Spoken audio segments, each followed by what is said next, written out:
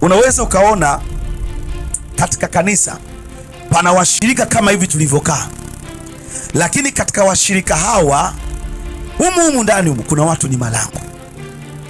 Sio wote ni malango, ila kuna watu ni washirika lakini ni malango, na wamekaa backbencher, wamekaa nyuma, hata wengine mchungaji asiwajue, lakini wao ni malango.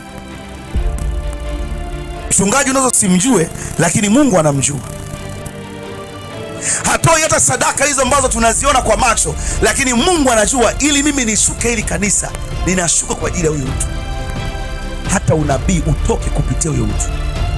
Sema amina. Na kwenye kanisa pana malango kadhaa wa kadha. Pana watu ambao ni malango ya maombi.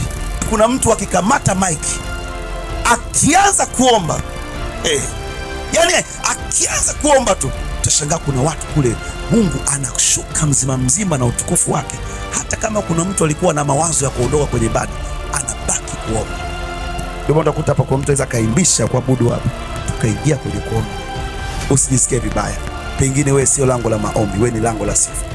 Pengine usiwe lango la sifa, ukawa ni lango la kuabudu. Sema amina.